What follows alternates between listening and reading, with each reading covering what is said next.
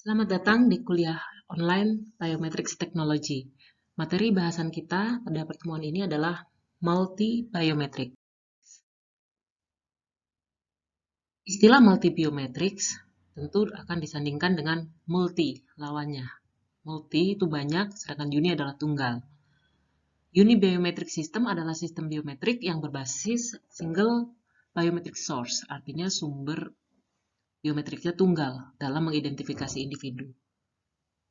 Nah, di sini unibiometric system dapat mengalami kendala jika ada masalah pada sensor maupun software serta kualitas informasi dari input biometrik yang suatu individu yang kurang bagus seperti itu maupun manipulasinya dari upaya untuk impostor ya. Lalu keamanan dari biometrik ini diperlukan keamanan yang tinggi ya, keamanan aplikasi yang tinggi dan berskala besar. Sehingga diperlukan pula tingkat akurasi pengenalan yang tinggi. Dan ini sulit untuk dicapai sistem biometrik tunggal atau unibiometrik. Maka dari itu, dirancanglah pengembangan teknologi biometrik yaitu multi-biometrics yang menggunakan beberapa biometrik dalam proses identifikasinya. Contoh multi-biometric system ada Bertone yang menggabungkan berbagai sumber biometrik. Ada juga AFIS yang memakai informasi yang diperoleh dari 10 jari. Jadi bukan hanya single fingerprint, tapi seluruh jari dalam memvalidasi ya, atau memverifikasi user. Di sini contoh dari unique biometric system. Ini adalah fingerprint ya, yang dimasukkan satu jari tunggal, dan itu adalah jari yang di-enroll. Sedangkan multi-biometrik, di sini ada fusion dari dua biometrik ya, contohnya dari 3 ya, ada fingerprint, ada face, dan juga iris, seperti itu. Jadi itu fusion, gabungan dari unibiometrik, biometrik tunggal untuk menjadi satu sistem. Tujuannya adalah untuk meningkatkan akurasi ya dari pemakaian multibiometrik ini. Dengan anggapan bahwa dengan meningkatkan jumlah fitur, yaitu biometrik individu, maka kemampuan akan dalam mengenali akan lebih tinggi dalam membedakan satu individu dengan individu lain. Ya, yang dihindari adalah ketidakakuratan dari sensor ya, karena noise, imprecision, atau faktor-faktor lain seperti drift itu ya, aging atau penuaan ya. Artinya sidik jari maupun wajah, kalau wajah bayi atau balita atau anak-anak dibandingkan dengan dewasa itu kan sudah dalam 5 tahun gitu ya, sudah berubah ya dari fiturnya. Seperti itu. Jadi multibiometrik itu untuk menanggulangi tadi ya, kekurangan-kekurangan dalam hal sensor. Jadi gagasannya adalah untuk mengurangi tingkat failure to enroll error atau false rejection rate ya.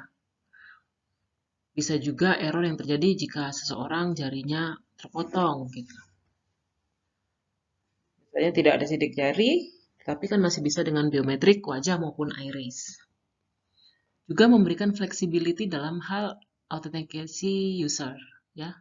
Autentikasi di sini yaitu identifikasi individu memakai biometrik yang multi, tidak tunggal. Dalam hal ini membantu proses monitoring ya atau continuous tracking. Selain itu juga memungkinkan proses searching data biometrik berskala besar secara berjenjang. Dimulai dari modality yang sederhana maupun yang tidak terlalu akurat, misalkan fingerprint ya, ditambahkan modality atau biometrik yang lebih kompleks, iris, wajah, DNA, dan lain-lain. Selain itu juga meningkatkan resistensi ya, perlawanan terhadap attack atau serangan imposter, karena sangat sulit mengelabui seluruh biometrik yang dipakai atau multibiometrik ini. Juga multibiometrik memberi peluang untuk proses autentifikasi berdasarkan mekanisme challenge response untuk memastikan bahwa kehadiran subjek yang enroll ya, yang akan masuk ke sistem itu adalah hidup, bukan mesin. Itu mekanisme challenge respon maksudnya. Namun berikutnya ada 4 isu yang harus diperhatikan ya terkait multibiometrics ini. Pertama, source apa yang akan dipakai dalam multibiometrics? Yang jelas harus lebih dari satu biometrik ya. Lalu mode of operation, apakah dilakukan secara sequence atau paralel? Sequence ini ya menjadi satu fitur yang diffusion dari berbagai sumber tadi. Kalau paralel adalah dikenali per fiturnya. Ya, misalnya fingerprint dengan fingerprint, iris dengan iris, seperti itu satu persatu nanti digabung. Kalau di fusion ya, level of fusion atau gabungannya di sini menyangkut raw data, data mentah atau inputnya, fitur yang sudah diekstraksi, matching score, lalu decision. Dan terkait dengan fusion approach, bagaimana langkah menggabung biometrik yang dimensinya beda-beda itu tadi. Misalnya sidik jari pakai minusi, misalnya wajah pakai eigenface, dan sebagainya. Ini dijadikan satu vektor tunggal itu bagaimana caranya? Itu yang menjadi isu. Kita lihat sumber dari berbagai bukti ya. Di sini bisa dari sidik jari, mata kanan, kiri, berbagai sampel jari yang berbeda, wajah, iris, ya, dan perlu multiple sensor juga untuk dapat multibiometrik ini. Jadi ya, dan bagaimana menggabungkan semua fitur-fitur yang berbeda ini ke dalam satu fitur vektor kan untuk dikenali.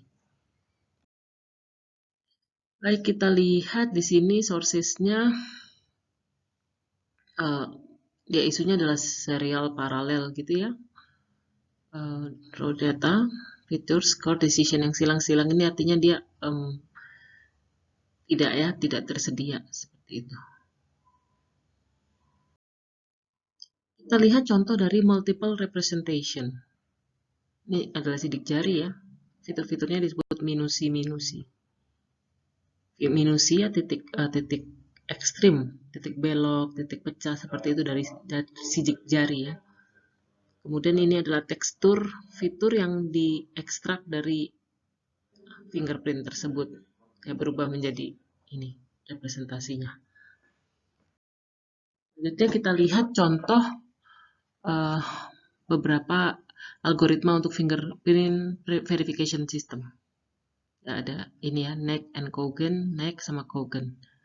Kita lihat dari sisi akurasinya ya, ini false match rate dan ini true match rate. Yang tertinggi adalah NEC ya, akurasinya. Ini kalau kita menggunakan contohnya 4 jari kiri atau 2 jempol, 4 jari kanan, ini sudah bisa dianggap sebagai multiple biometrik. Walaupun dia sama-sama fingerprint, tapi tidak hanya satu ya. Kombinasi atau pasangan sekaligus. Ini multi-instant ya. Contoh, ini adalah untuk menggambarkan akurasi. Peningkatan akurasi menggunakan multi-instant fingerprint. Semakin banyak jari yang digunakan, ya semakin akurat gitu kan. Tadi adalah multi system ya, multiple representation. Selanjutnya masih dalam jari ya, masih dalam fingerprint, tetapi jarinya berbeda-beda. Tetapi itu modalitinya, jenis biometriknya ya kita sebut modal itu adalah jari. Bagaimana dengan multimodal system? Nah, multimodal system ini adalah multibiometrik yang menggunakan model yang berbeda-beda dari biometrik. Contohnya sidik jari dan telapak tangan, gitu ya, wajah, sidik jari bersamaan seperti itu. Mungkin voice juga, itu multimodal system ya. Contohnya seperti ini. Nah, jadi kita lihat multi-algorithm, multi-instant, multimodal, hybrid. Multi-instant tadi masih banyak, biometriknya masih tunggal banyak, cuma contohnya 5 jari, 10 jari. Bisa multi-instant. Kalau wajah ya cuma satu. Mata bisa 2 ya, kanan kiri. Gitu. Kalau multimodal ini memang benar-benar biometriknya dari alat sensor yang berbeda. Misalnya suara dan wajah, seperti itu. Kita lihat ya, ini acceptance rate-nya. Di sini identitasnya tidak terlihat ya, yang hitam ini multimodal ya. Gitu. Ini jari, 1 jari, 2 jari, multi instant, banyak jari. Semakin tinggi acceptance rate-nya ya. Nah ini kita lihat yang tertinggi adalah hybrid version ya. Hybrid version ini adalah multimodal. Ya, ini perbedaan multi instant. Iris itu kan bisa 2, ini multi instant namanya. Iris kiri kanan ya.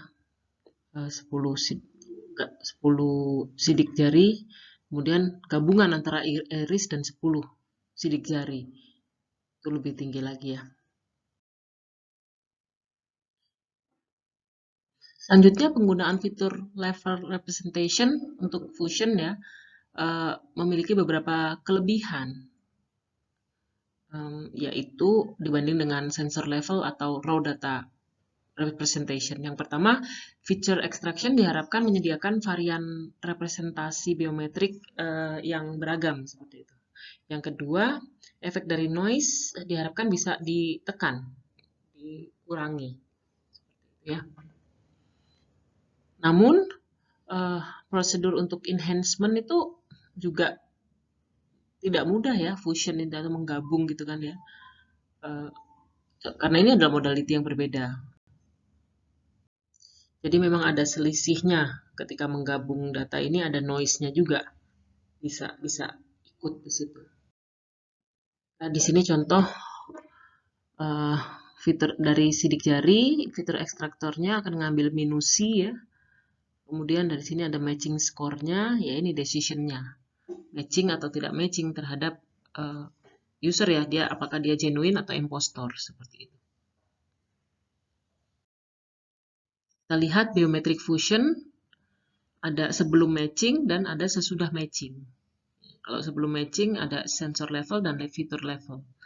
Sesudah matching ada score level, rank level, dan decision level. Fusion itu bisa dilakukan dari pada beberapa jenis level ya. Kebanyakan biometrik menggunakan score level ya dan decision level. Nah, fusion level sensor di sini contohnya misalnya ada sampel fingerprint sampel A, fingerprint sampel B. Kemudian digabung ya, namanya fusion itu tadi. Fusion digabung, kemudian dapat diekstrak fiturnya.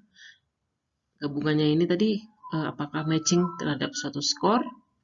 Itulah decisionnya. Kalau skornya lebih dari suatu thresholdnya seseorang, maka dia matching dan sebaliknya. Ini ya ilustrasi dari fusion level sensor. Dari sensor yang masuk ini diffusion, digabung. Karena dia multi instant masih sama-sama fingerprint. Kalau berbeda biometriknya tidak sesederhana ini. Contoh ya, sekarang tadi yang di level sensor, sekarang fusion level fitur ya. Misalnya ini ada sampel A sama sampel B, tidak langsung digabung dari sensor, tapi diekstrak dulu fitur-fiturnya masing-masing, minusi-minusinya lalu digabung. Nah, didapatkan ya gabungannya, fuse minusinya. Kemudian ini matching score. Decisionnya apa? Memenuhi nggak thresholdnya? Matching atau non-matching? Itu perbedaannya ya, yang sensor dan fitur. Sekarang kita lihat kalau fusion level dengan score. Di sini contohnya untuk genuine dan X itu adalah impostor ya. Jadi kalau terletak di sebelah kanan genuine, maka dia genuine. Kalau terletak di kirinya, maka impostor. Nah, di sini ada false matching nih ya. False matching ini kan harusnya impostor tapi terletak di genuine. Ya, ini tadi false. Kalau ini adalah false exception ya. Kalau ini, kalau di sini false rejection. Jadi itu score ya. Cari persamaan ini, scoringnya. Score level fusion dibagi ya menjadi likelihood ratio, classifier base, dan teknik lain ya, berbasis machine learning di sini. Seperti itu. Ini adalah taksonomi klasifikasi yang bisa digunakan untuk score level fusion pada multi-biometric verification system. Perhatikan kategori-kategori di atas ini tidak strict ya. Beberapa teknik fusion bisa dikategorisasikan menggunakan beberapa pendekatan gabungan ya. Tidak hanya satu approach saja. Di sini contoh fusion level on decision and score. Tadi ya kita akan lihat untuk level score. Misalkan ada genuine dan impostor matching score dari 3 orang menggunakan fingerprint. Ya ini orangnya ya 1, 2, 3. Kemudian di sini artinya 1 dikenali sebagai 1, 2 dikenali sebagai 2, 3 sebagai 3 itu genuine ya. Kalau 1 ya hasil yang misalnya orang 1 dia dikenali masuk ke sistem 2, nah ini pengenalannya kecil kan. Maka impostor. 1 bagi 3 pun gitu. 2 sebagai 3 juga tidak bisa masuk gitu. Karena di bawah ini. Di bawah thresholdnya. Kalau yang dia genuine dia lebih tinggi. Nah di sini pakai fingerprint, yang ini dengan iris. Kalau dengan iris, ya ini contohnya ya matching score-nya. Artinya kalau dia pengen ini genuine ya. 1 kenali 1 ini berarti valid kan. Itu sebagai 2, 3, 3. Nah yang biru ini tidak valid. Nah di sini perhatikan ada skor dengan iris tinggi ya. Person 2 yang dikenali, misalnya person 2 tetapi fitur yang masuk ada person 2 tapi dikenali sebagai person 3 gitu. Tinggi kan ini skornya. Lebih tinggi daripada dia terhadap terhadap data yang dia daftarkan sendiri, data nomor 2. Nah, di sini kan agak menjadi apa ya, ketidakakuratan. Nah, di sini kita akan lihat lagi tadi ya. Nah, di sini adalah selanjutnya kita lihat misalnya thresholdnya 40 di sini ya menggunakan fingerprint, iris seperti itu. Jadi kan dengan threshold 40 seperti ini ya, decisionnya ini dianggap matching, tapi kita pakaikan N gitu ya. Nah, operatornya ya. Karena operatornya N, nah disinilah ada kesalahannya karena dia matching and matching, kan matching ya. False reject di sini ya. Nah, misalnya di sini not matching and matching dianggap not matching. Not matching padahal ini orang 1, harusnya dia harus matching ya. Ini false reject namanya. Jadi ada 1 false accept, ini kan ya, dan 1 false reject. Berdasarkan skornya tadi ya dengan threshold 40. Kita akan lihat misalnya kita fusion antara fingerprint dengan iris. Thresholdnya 40 tetapi operasinya OR. Nah di sini kalau kita lihat, nah matching dan not matching. Kalau fingerprintnya matching, irisnya not matching tapi dengan operasi OR maka hasilnya masih matching. Dan di sini matching dengan matching ya masih dianggap matching dan matching ya matching ya. Di sini ada errornya di sini sehingga false accept-nya ya. Di sini kan ada satu false not matching-nya 1 atau disebut false reject, tapi false accept-nya tidak ada ya. Karena semuanya ya memang must matching semua, yang ada false reject ya. Harusnya di reject Pak. Seperti itu di sini. Not matching. Dianggap matching ya, matching padahal kan seharusnya bukan. Harusnya false rejection. Selanjutnya ini adalah creating ROC curve ya. Misalnya dari fingerprint dan iris. Kita lihat fungsinya tadi adalah ini ada error di sini. Maka seperti ini ya gambarannya not matching ROC curve. Di mana sumbu X-nya adalah false non-matching rate dan sumbu Y-nya false matching rate. Ini ROC curve dan yang diperbolehkan ya. Aplikasi-aplikasi yang memerlukan ROC curve tinggi di sini, false matching rate-nya tinggi itu adalah yang forensic application. ya, masih boleh. Tetapi kalau udah yang high security application ini harus false non-matching rate-nya, ya. Not matching-nya yang harus tinggi. Artinya orang yang impostor tidak boleh masuk, tidak boleh dikenakan. Dia bila masuk sebagai false accept. Kalau ini kan false reject ya namanya. Sedangkan untuk komersial dan civilian ini seperti ini masih diperbolehkan di area ini. Tapi kalau udah yang berkaitan dengan security, akses, dan sebagainya, ini benar-benar diperhatikan false acceptance rate-nya harus rendah sekali. Artinya dia tidak boleh menerima yang bukan authority, ya, yang tidak terautentikasi. Seperti itu. Kalau ini kan adalah false rejection rate. False rejection rate itu artinya ya salah mengidentifikasi kan. Harusnya dia yang identitasnya A tapi dikenali sebagai B. Itu masih boleh di aplikasi sini. Karena tidak memerlukan security ya, biasanya untuk forensik. Tapi kalau security ini masih dia dimaklumi lah. Misalnya kita masuk ke dalam aplikasi mobile banking, sidik jari kita agak kotor gitu, di reject nggak apa-apa gitu, nggak bisa masuk kan kita. Yang bahaya adalah ada orang dengan sidik jari kita mirip kita bisa masuk. Nah ini false not match rate-nya harus rendah, tidak boleh. Seperti itu ada aplikasi yang security access-nya tinggi. Di sini adalah fusion level score dengan Neyman Pearson. Di sini adalah perhitungan fusion level dengan scoring ya, menggunakan metode Neyman Pearson, di mana skor yang diperoleh dari suatu biometric matcher akan dinotasikan sebagai S. Untuk skor ya, di mana S ini menunjukkan indeks kode matcher yang dipakai, dan R banyaknya matcher yang dipakai. Sebagai contoh misalnya R-nya 2, artinya ada 2 orang yang terdaftar di situ ya. S1 adalah skor yang diperoleh dipadankan gitu, biometrik yang dimasukkan, di mana S1 skor tadi ya memakai biometrik sidik jari, dan S2 adalah skor dari iris. Jadi R ini adalah multimodalnya ya, fusionnya. Maka di sini menggunakan konsep posterior probability, hasil pemadanan yang menghasilkan skor S1 dan S2 seperti ini. Lihat ya, rumus Bayes berbasis conditional probability. Ini contohnya ya. Jadi kita akan lihat probabilitasnya mana yang lebih besar, S1 dan S2.